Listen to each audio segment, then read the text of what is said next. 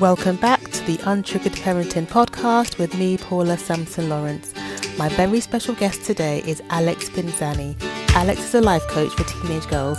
Today we'll discuss some of the challenges faced by young girls today and how we can help them to be more confident, motivated and empowered. Let's dive in. Welcome, Alex, to the show. Lovely to have you here. Introduce yourself to our listeners and let us know more about you. Yeah, cool. So my name's Alex. I am from Milton Keynes. I guess first and foremost, I am a mum to two girls, 6 and 10 years old. Oh. And I am, sometimes all. Sometimes all. Not in the summer holidays so much. And yes, I am a mindset and confidence life coach for teenage girls. Excellent. So what inspires you to get into this line of work? What is it about young girls, teenage girls that called you into that profession? So I did gymnastics as a child myself. And normally when you get to kind of a teenager in those sports, you get offered to become like an assistant coach, which is what happened to me. So when I kind of look back at my career and my life, I have been working with mainly girls in gymnastics, it's normally girls, from the age of kind of 14, 15, 16. And then I moved to cheerleading. And again, I became an assistant coach. So although I was coaching in the sporting capacity, you're still doing the mindset stuff. You're still helping them through their sporting blocks. They bring their external life drama in and their friendships and their boyfriends, right? So, and you're just chatting to them. So I was doing that from like a really young age and I found it really easy and loved it. And then I've done various jobs between now and then I had my own children. And now for the last 4 years, I've worked at a secondary school as a behaviour coach. And that is supporting students with challenging behaviour and social and emotional difficulties. So lots of coaching, lots of mentoring, listening, helping them work things out, helping them down different avenues. And again, I absolutely loved it. And then going back a little bit, in 2020, I had my own self-development journey. I was kind of at a really rubbish place in my own life. And I basically woke up one morning and thought, I'm done with feeling like this. And as you do, you go to Google. And I found that solves all the problems. And well, it really did, because I found myself learning about self-development and I was opened up to this whole other world that I didn't know existed. And I basically changed my life, my brain, the way I think, how I see things, and got a real understanding of, you are able to create the life that you want. You have the power. And I never knew that before. I just thought life was happening to me, not for me. And my own teenage years were quite tricky, to say the least. And I really think that if I'd had somebody like me back then, helping me, talking to me, teaching me these things, these kind of real core life valuable skills, I genuinely don't think that I'd have made some of the very silly mistakes that I made. So that is my inspiration, is me as a 13, 14, 15-year-old who was not okay. And now be able to deliver that and share that and teaching these children, these teenagers, these lessons now so that they're using them as they get older into their adult years. Absolutely. I'm 100% right there with you. That's exactly the reason why I do what I do as well. And it's that whole thing of being kind of the person that you needed when you were younger, because obviously we had our parents, our mums, and people do what they can. But I never felt that there was somebody who was speaking directly to my experience. It always felt that people were people were dealing with their own things, aren't they? So, and sometimes your parents might not have the tools to help you get through what you're going through. So for example, if a young girl is feeling like depressed or down, I was often told, just try to be happy. Absolutely. Okay, I'll try that. And not having any idea what that even means, what that looks like, what are the tools. So I absolutely think it's about trying to be who I needed when I was sort of younger. But do you think that obviously in this day and age, it's much more complex than than even maybe 10 years ago? And there's lots of different sorts of pressure. So I'd love to hear kind of your experience, and also with the girls that you work with. What are the sort of pressures that girls are facing today, and what are the ways that we can help them sort of overcome those sort of challenges? Yeah, so obviously if we go to the big one, which is obviously going to be social media, Yeah. it's staying, it's only going to get more, isn't it? It's not going Hmm. to go anywhere. And I think that social media is incredible. Without social Yeah. media, I wouldn't have this business, probably, nor would you. Yeah, we We're wouldn't able, connect. no, exactly. We're able to talk to people all over the world, see things we're not able to see. So Yeah. absolutely, it has its place, but there's the negative side of it. And I think Mm. our teenagers are spending such a huge amount of time on their phones. Yes. Um, and comparison is a killer, right? And when they're on TikTok or they're on Instagram, their feed is going to be people living their best life because that's Mm. what we share. And so they're sat there probably feeling a bit rubbish, a bit unmotivated, and they're scrolling and scrolling and they're just seeing the best selfies, the best hair, the best trainers, the best bags, people on holiday, Yeah. people with their friends, and they're comparing that, and it's not real, it's not Hmm. reality. So that is a huge one. um and then for that, I would, in my sessions with my girls, we would talk about that, and I would get them to look at their screen time, which is always fun. And sometimes just pulling up their screen time can be real eye-opening for them to be Yeah. like, oh my gosh, I didn't realize that I was on my phone that amount of time. And then I might set them a mini goal and say, right, we're going to look at this again next week, and we're going to try and get down by 10%, Yeah. Yeah. just to try and get them to make those little changes, and to do a social media cull. Like if they're following accounts that make them feel miserable or don't Mm. inspire them or light up their soul, unfollow them. Just try it. Yeah. You can always go and follow them again later if you really need to, but just see Yeah. how it feels. Go and do an Yeah. unfollow, and then try and follow some accounts that do inspire Hmm. you and make you happy and make you laugh. Yeah. So just trying to get that balance right. So yeah, definitely social media is a huge It pressure. really is. And I think the thing with social media as well is that when I was growing up, for example, you grew up more in a vacuum, if that makes sense. But now there's so many other voices. So as a parent, for example, there's so many other voices influencing your Yes. child really that you might not be able to sort of control. Whereas before you could control it slightly because there's only Yeah. sort of like TV and magazines. And the most worrying thing I'd say about social media is that you can find trigger warning. So if somebody is struggling with, say, like an eating disorder, you can find sites and videos that are Mhm. pro these Yeah. things.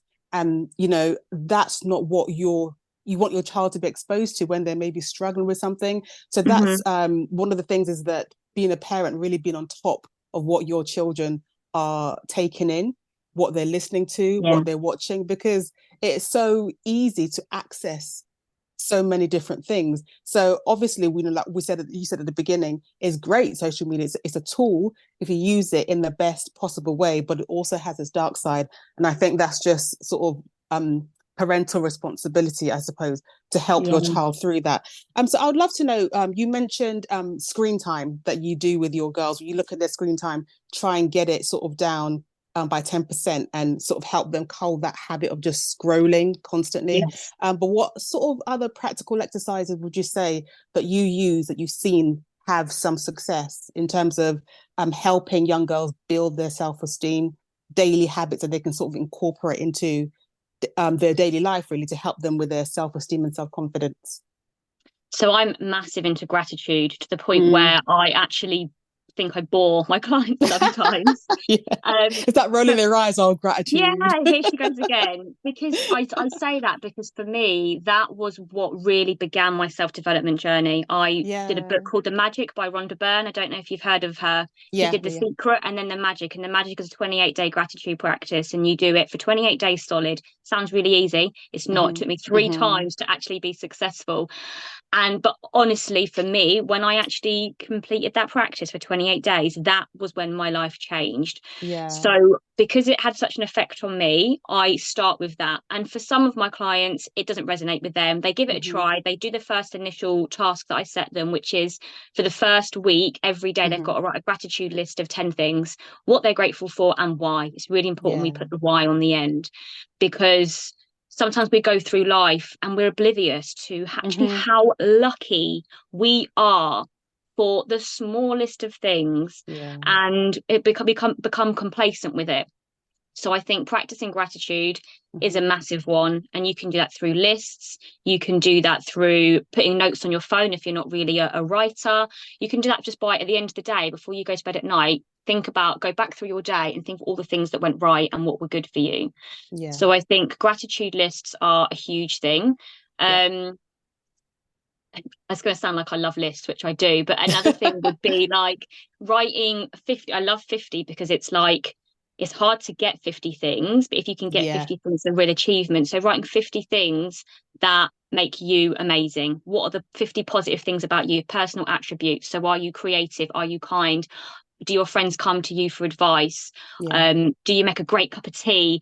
Anything Yeah. that you can think of, and try and hit that 50, because like I said, you can maybe get to 17, 18 easily, and you Hmm. might be like, oh my god. But if you really sit with it, and maybe you've got to come back to it over a couple of days, depending how like regimented you are with it. But if you can then go back and think, oh my gosh, I've just written 50 things that I'm really good Hmm. at, like that's amazing. Yeah.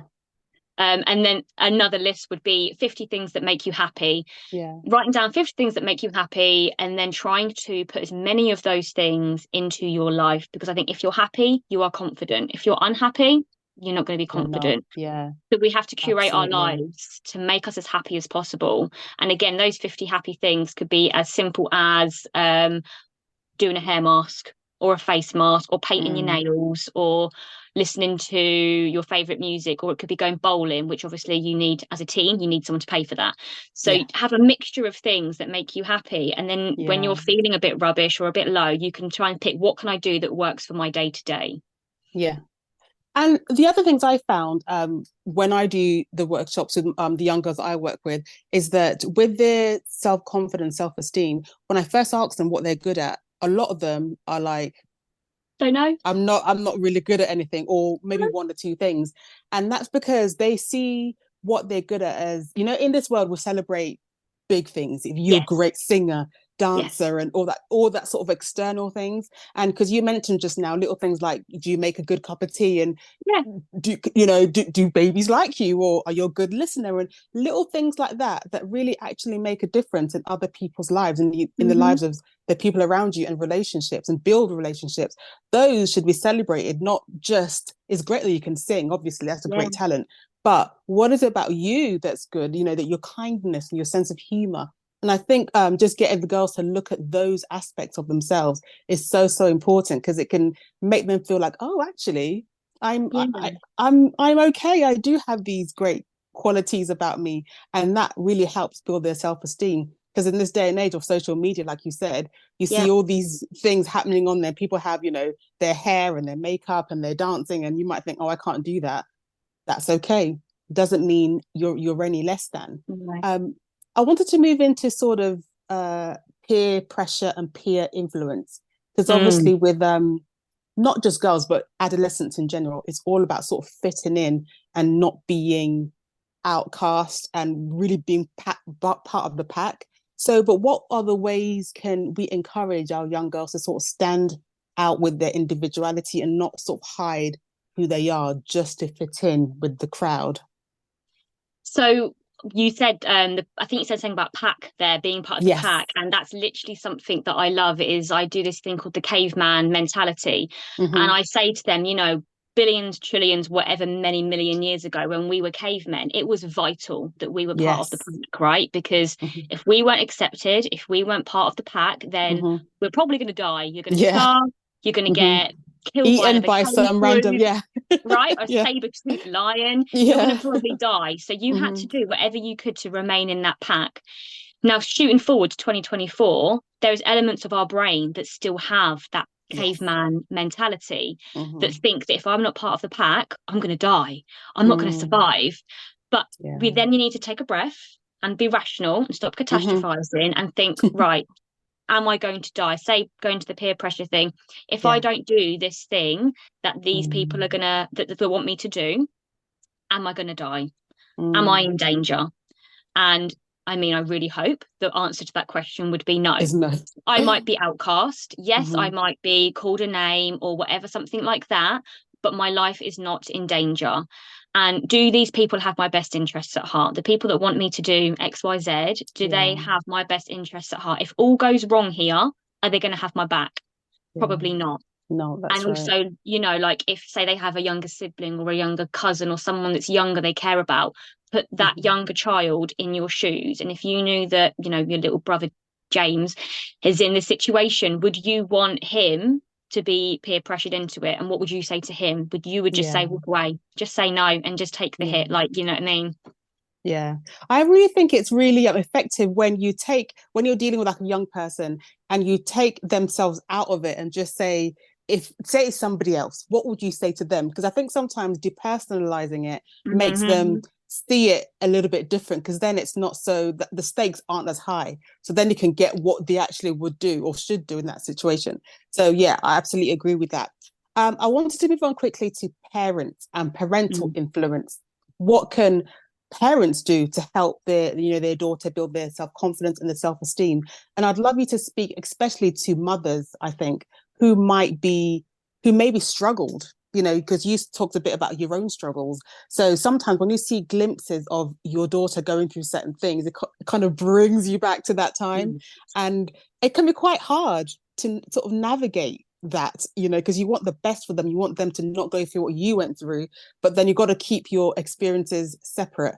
And Separate, that yeah, can be they're not hard. Yeah, you. Yeah. exactly. So if you Yeah. just sort of speak to that, how to navigate that whole experience.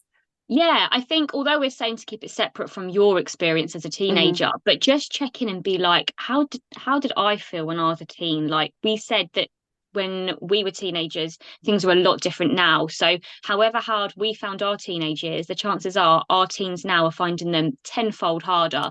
So just Yes, have some yeah. empathy first of all and sit with that.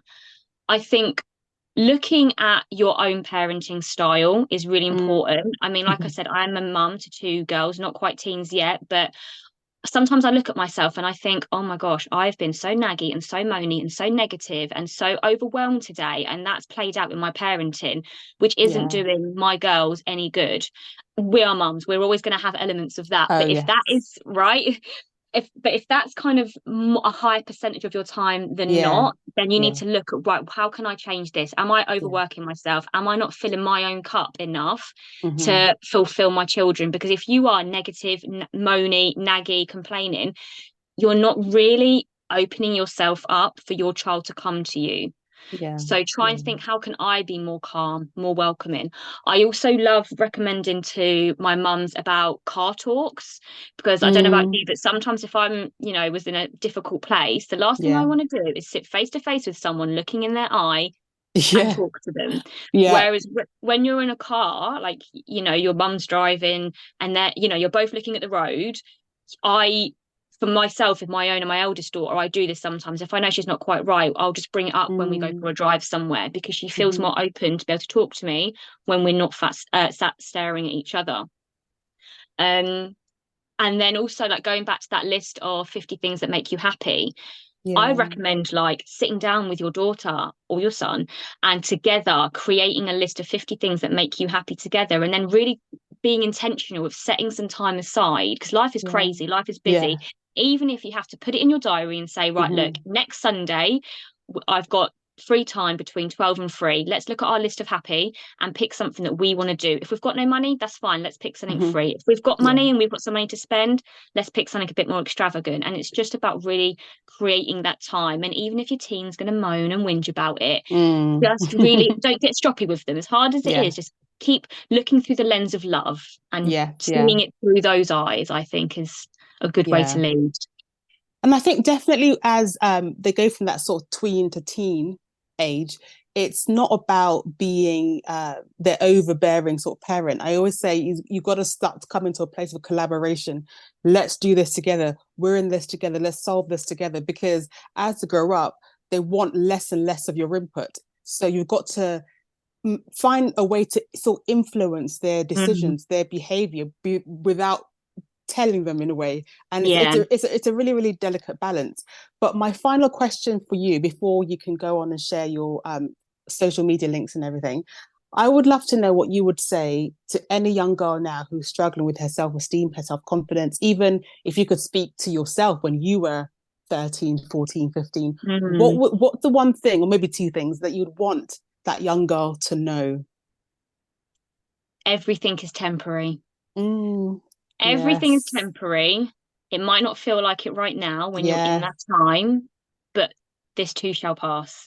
Yeah. And think back to a time before when whatever you're struggling with was all consuming you, and you thought it was never going to get any better. And just think, try and remember something and think, oh my God, like that's not even in my brain now. That's not Yeah, even relevant to me anymore.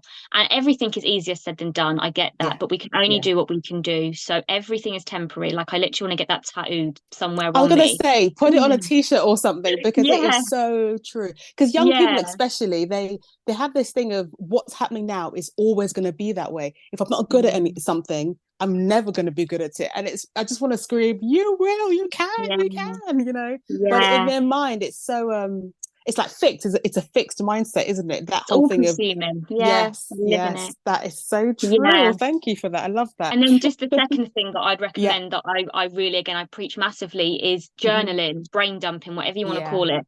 Yeah. Um, I mean, ideally, if you're struggling, you talk to someone in person. You have a friend Mm. or a family member or a friend's mum or a school member of staff. But if you don't have that or you don't want to, I genuinely believe that journaling is the free form of therapy. And you Yeah. get yourself a Yeah. pretty notebook and a lovely pen, and you make a nice space for yourself and just write whatever it is that's coming to mind, even if it makes no sense. You've got spelling mistakes, it's messy, it Yeah. doesn't matter, because I think so often we spend time in our own brain and we can catastrophize and we can just Yes. completely lose sense of things. But when you Hmm. either say it out loud, you must have said something sometime and been like, now that I say that out loud, it sounds absolutely Yeah. ridiculous. Yeah. Or you write it down and then you think, right, I've written that out, and either that's Hmm. ridiculous, it's not even relevant, or it just creates some space. You get the things that aren't needed, that are taking Yeah. up capacity inside your brain on the Yeah. paper, and then you've created space for things that are important. So definitely trying to talk to somebody in person, and if that's not available, then journaling has really saved Yeah. me multiple times. Absolutely. There's great advice. So before you go, let us know where we can find you online and how people can connect with you or work with you. Yeah, so I'm on Facebook and I'm on Instagram as the Empowered Girl Teen Life Coach, all one word. If you think that I could be of any use to yourself or your teen, then drop me a message and we can jump on a Zoom call. It's free. There's no ties to it. It's just literally a chat, and just go from there, really. Excellent. Thank you so much for coming on and having a chat with me today. You know I love what you do. So thank you so much. And yeah, it was great speaking to you. Thank you so much. Thanks for listening, and I'll see you next time.